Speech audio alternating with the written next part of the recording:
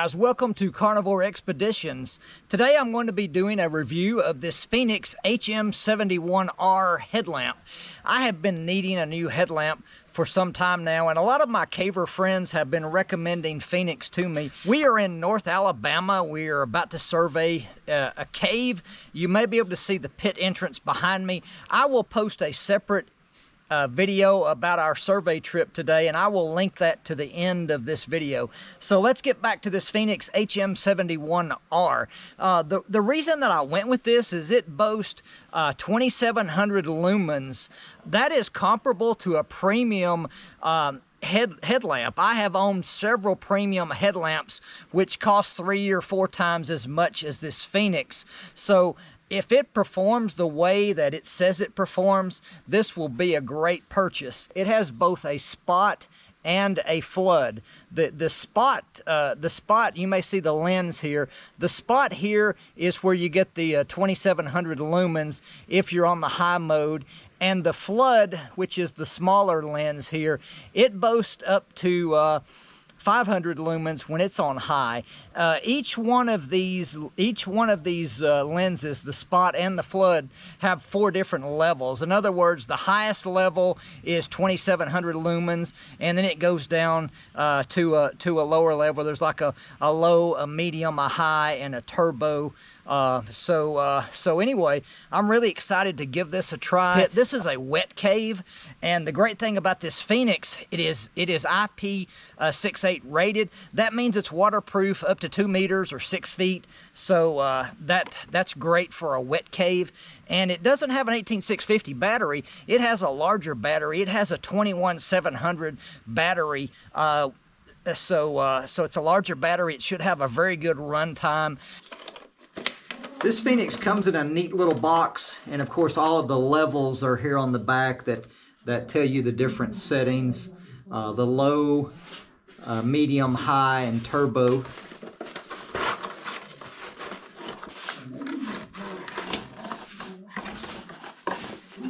Okay, it looks like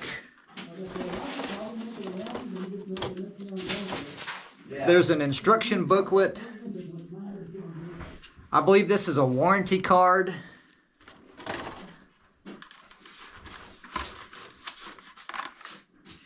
This is the USB cable for charging.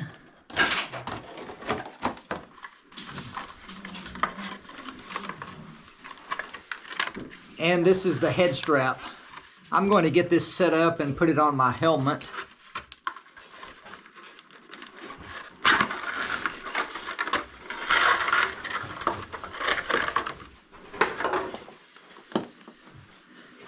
So anyway, here it is out of the box, the Fenix HM71R. Also, it looks like there's a little O-ring in here, so if you need to replace the rubber O-ring, there's a spare that's in there. Just looking at this headband, it looks like it's I don't know if you would call this a 3-point headband or a 2-point headband.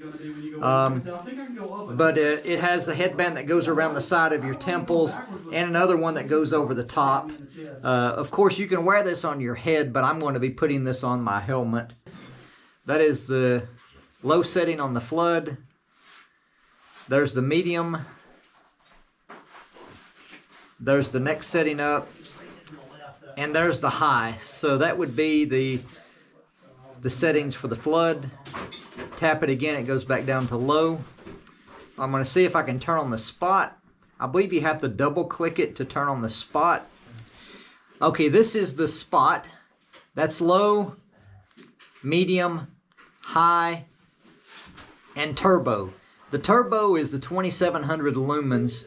So, wow, that is really putting out some light. Cleaned it out a little bit better. Oh yeah, that's why I don't want to go in and out, in and out. It wears my arms out. But so anyway, this seems like a really solid light. It's aluminum, it's heavy duty. You want it here? I believe it detaches from this head strap where you can just pull it straight out. Okay, there it is. I was being careful not to be too rough with it, but it just it comes right out of the head strap. It has this clip on the back, which I suppose you could put this clip in your shirt, if you were in the shirt pocket. So I have the Fenix HM71R mounted on my helmet, and I use the included headband. It just it goes right into a standard helmet with the helmet straps. It fits really well. It doesn't wobble around. And if you can look here, if you want to angle the headlamp, you can just grab it by the end and just move it in the direction that you want. So it looks to be a really well thought out design.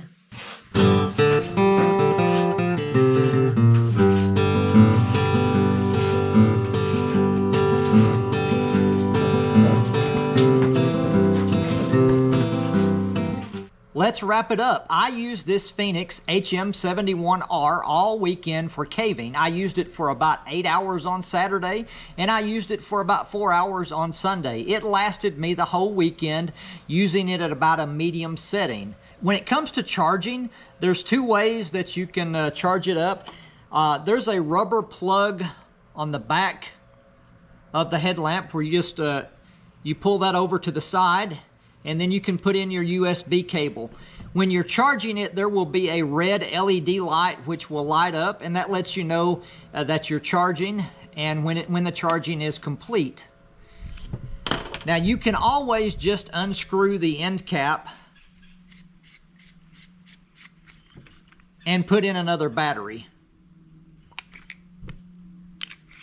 One thing I would caution you about, if you are hiking or backpacking or you're in a cave and you want to take a compass reading, it has a magnetic end cap. Now this magnetic end cap, this is great for, say, if you are changing a spare tire in the dark.